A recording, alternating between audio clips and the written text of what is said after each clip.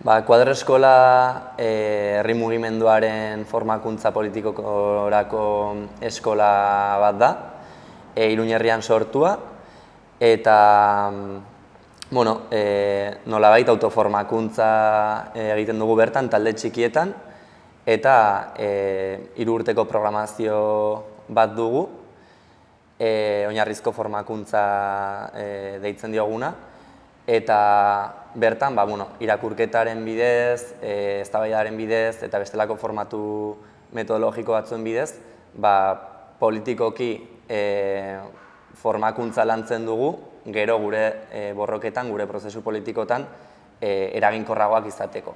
Eta aldi berean baita ere zeharka bagoaz batasun bat edo sinergia bat baita ere sortzen herri mugimendu desberdinen artean. Ez dakit beste zerbait.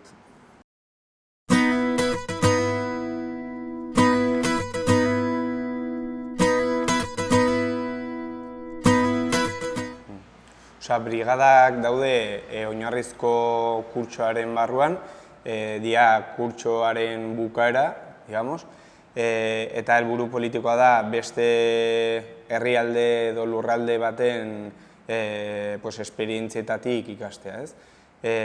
Orduan joaten gara lurralde desberdinetara, hango oinarrizko antolakuntza espresio desberdinak ezagutzea, eta hor dialogo bat sortzea, ez?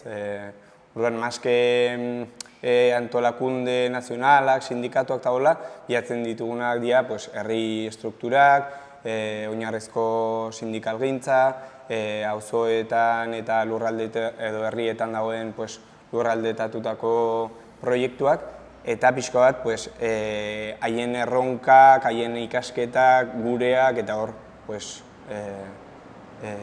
ikasketa bat egitea, ez? Eta gero, prozesuan ere, eskolako ikasleen artean batasuna ematen da, ezagutza, eta igual ikasten duzu gehiago zure ondoko auzoko proiektutik, Roma edo Pariseko proiektu batetik baino, ez? Porque trenean egoten zara ratosoan hor tiramida eta orduan pixkat helburu hori du.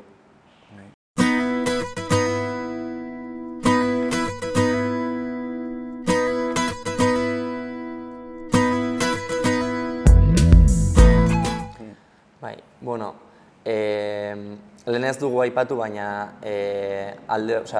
oinarrizko formakuntzaren ondoren badago aukera sortzen da ikerketa eta formakuntzan barneratzeko, eta hor auzi bat aukeratzen da, garrantzitsua dena, herri mugimenduarentzat, eta auzi horri edo auzi horren inguruan ikertzen dugu, baina oro har ere, ikerketa eta formakuntza taldeetaz aparte ere, bada nolabaiteko etengabeko ikerketa bat, ikasturte bakoitzan badugu proiektu bat, proiektu horretan baita ere auzi konkretua gure militantzietan, gure herri mugimenduetan gertatzen diren fenomeno desberdinak ikertzen ditugu, eta guretzako oso garrantzitsua da hori, batez ere gure prozesu politikoetan, gure borroketan eraginkorragoak izateko. Hau da, askotan izan dugu edo dugu joera arreta edo denbora gehiegi ez dedikatzeko, ez emateko egiten dugun horren analisiari eta egiten dugun horren ebaluazioari, eta orduan uste dugu hortarako ditura hartu behar dugula, trebatu behar garela, eta ezagutza garatu dezakegula gure realitatetik abiatuta, ez, eta gure praktikatik abiatuta. Eta hori, pixkat praktikatik abiatutakoa eta praktikan frogatzen den ikerketa edo ezagutza bat garatzen trebatu nahi dugu, ez? Batzutan, igual, erori gara dualismo kartesian horretan, ez, eta akademiak pentsatzen du, eta herri mugimenduak egin. Eta noizbehin ateratzen da akademiatik produkzioren bat, eta orduan herri mugimendua edan behar du eta hori aplikatu behar du.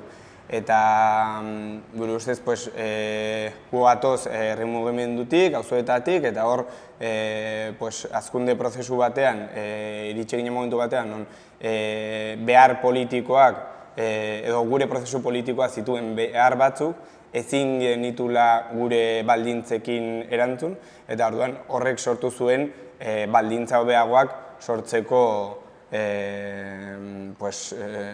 beharra sortzea, ez? Eta horrek egin zigun pixko bat ikerketan eta formakuntzan sakontzearen garrantzia, horrek eman zigun eskola hau sortzaren apostua duela 11 urte, eta hortan gabiltz. Aber, hori ez, esaten dena, si la montaña no va a Mahoma, akademia gu ez dugu gure hirian daude 3 unibertsitate ez ditugu sentitzen, gure prozesu politikoetan ez daude, edo ez ditugu erlazio askorik, orduan guazen gu gure baldintza txikiekin eta joanen gara baldintza handiagoak sortzen, eta kaso akademiarekin zubiak ere eraikitzen, ez?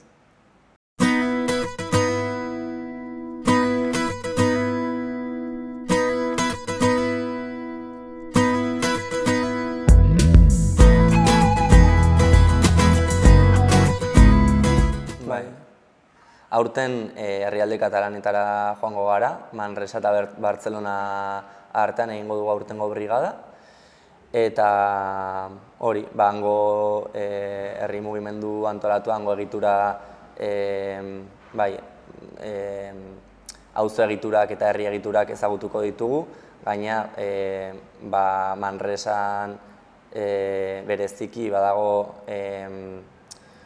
sare bat, herri egituren arteko sare bat, referentziazko izan daiteken, eta bagoaz hori ezagutzera, xarxa, eta beste hainbat antolakunde bai. Gero, jaten gara urtetik urtera diseinatzen. Badago ideia bezala, hurrengo urtean beti joan gara, Frantzia, Italia, Estatu Espainoleko beste herrialdeetara, eta kaso hurrengo urtean animatzen gara iparraldera, Euskal Herrian bertan gelditzea, eta iparraldeko eragilak ezagutzea, ez ditugulako ezagutzen. Ez ditugu erlazio asko, orduan animatzen gara.